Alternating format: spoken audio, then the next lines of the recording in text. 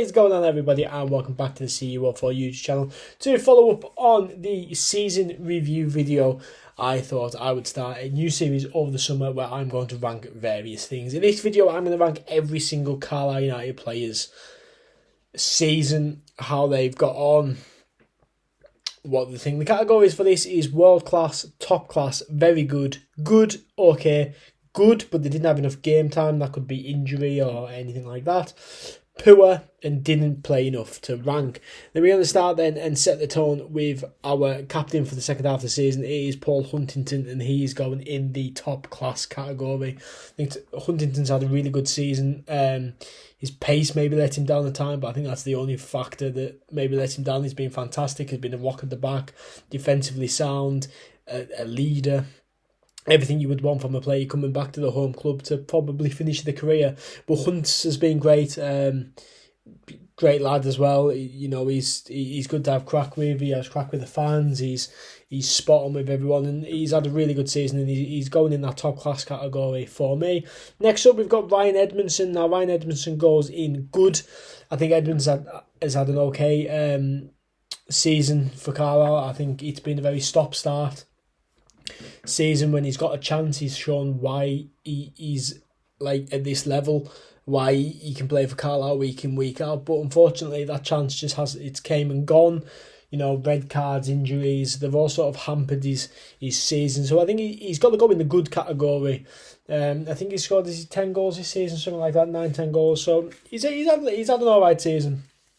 Nothing special. I think we've got more to see from Ryan Edmondson. Next up is Taylor Charters. He's going to go in good as well. I think every single time Taylor Charters has played and put the shirt on, he's been a great player for us.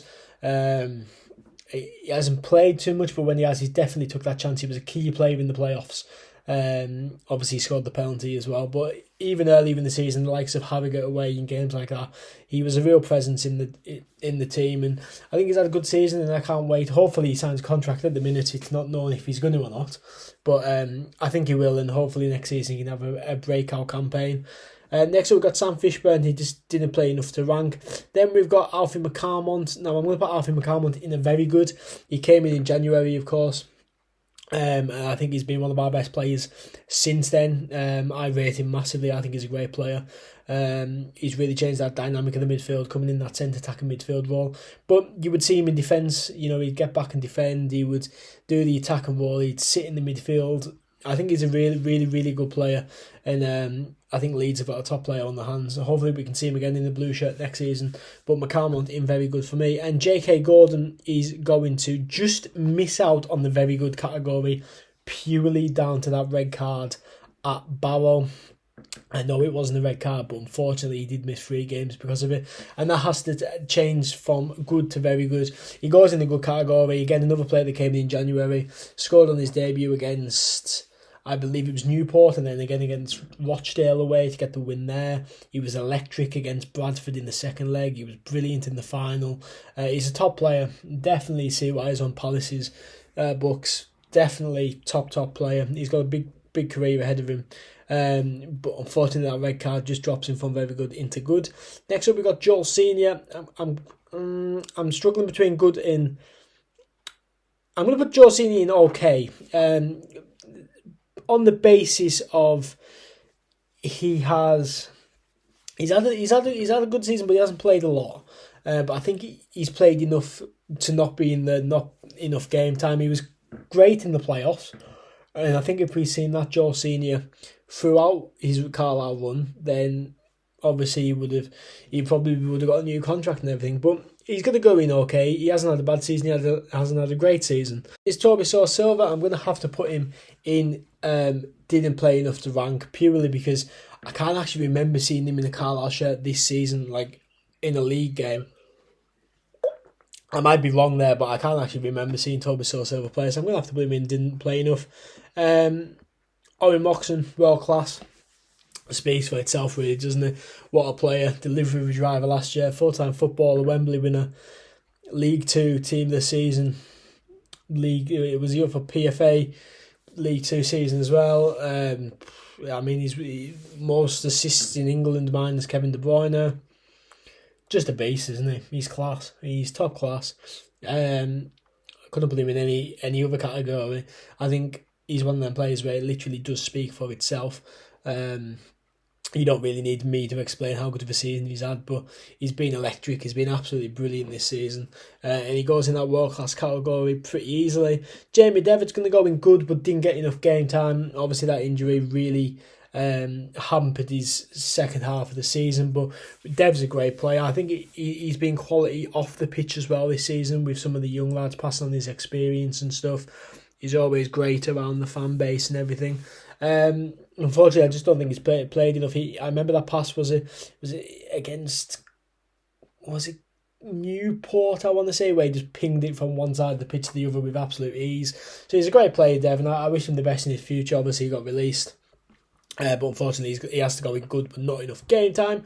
Morgan Feeney is going to go in very good. Purely, again, that injury to the back end of the season sort of affects him from going any higher than that. But Feeney's had a really good season for us, as expected. Solid at the back. That partnership with Huntington, I know he plays back three, but him and Huntington for definite is a solid partnership. And Feeney, our captain for the majority of the season, really stepped up to that captain role at a young age and has led by example all season. And unfortunately, as I said, that injury just stops him from getting into the top class category. Next up, we've got Ben Barkley. Ben Barkley is going to go in good.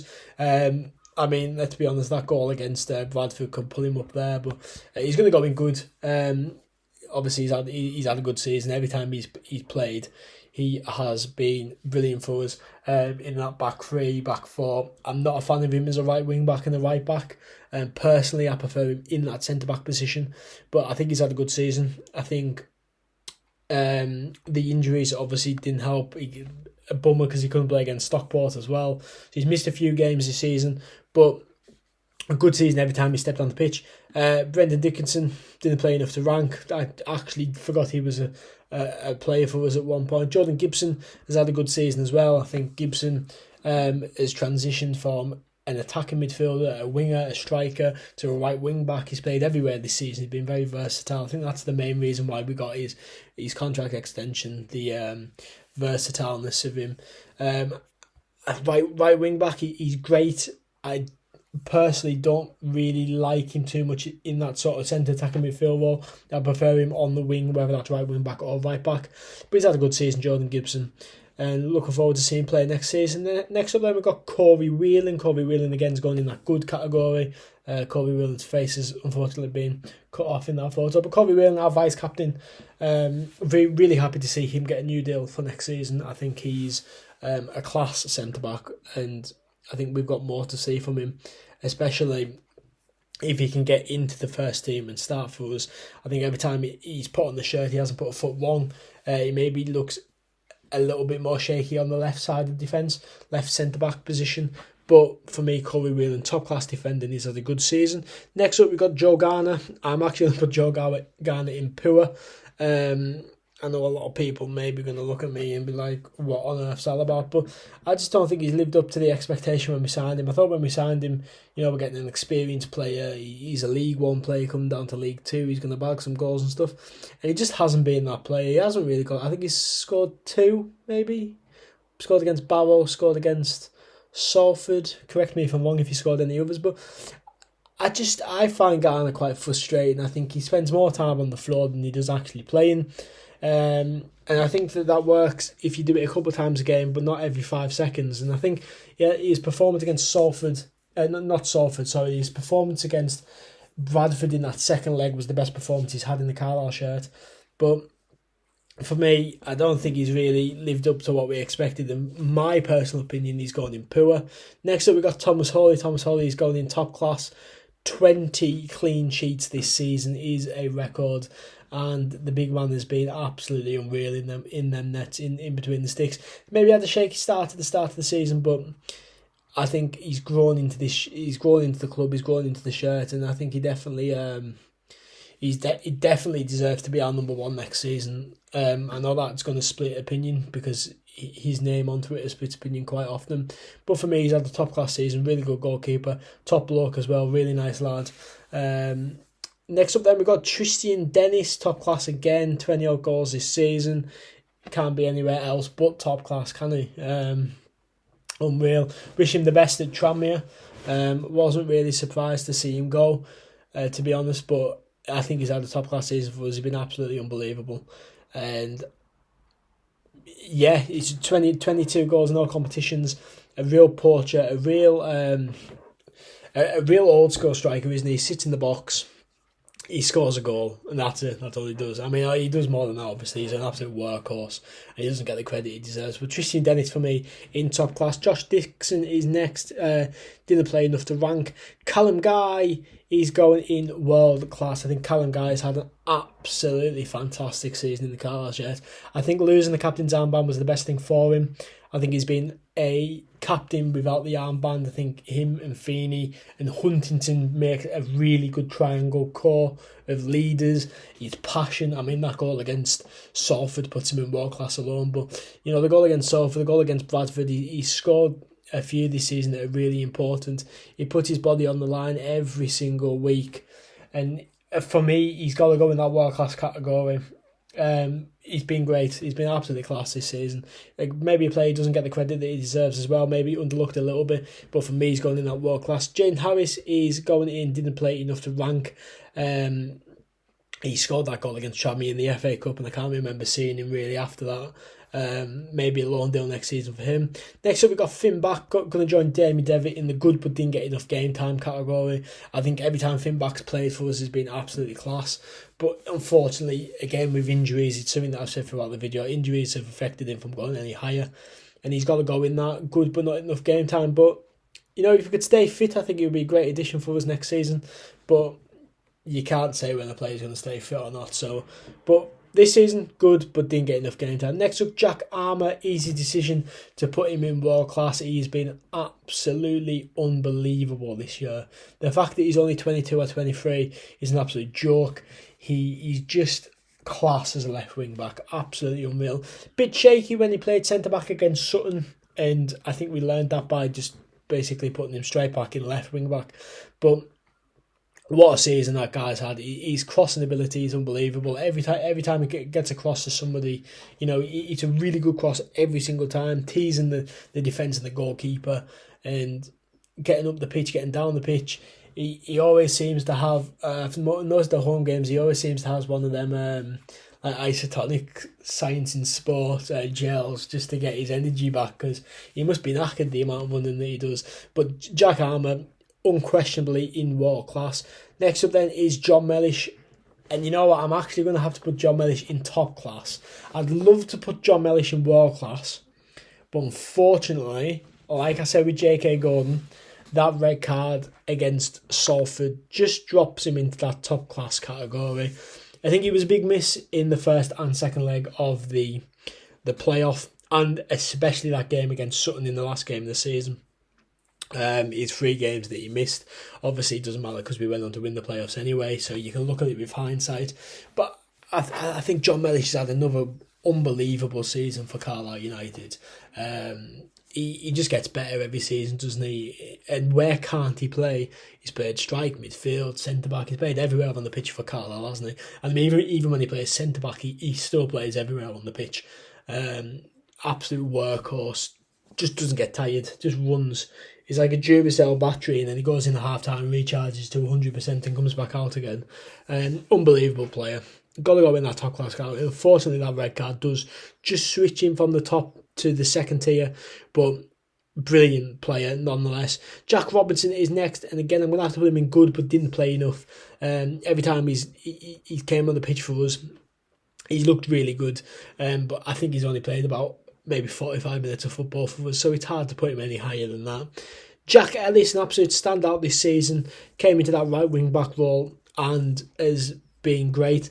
Same with Taylor Charters, young Cumbrian lad, and you know, playing that right wing back role, doesn't look scared. He gets forward, gets back as well. He does everything you need him to do. He's had a really good season for his age, and I'd like to see him next season again, hopefully get in the first team and push on. Hopefully he's okay from that injury. Another player that obviously got injured, but he's had a really good season for Carlisle. He's going in that good category.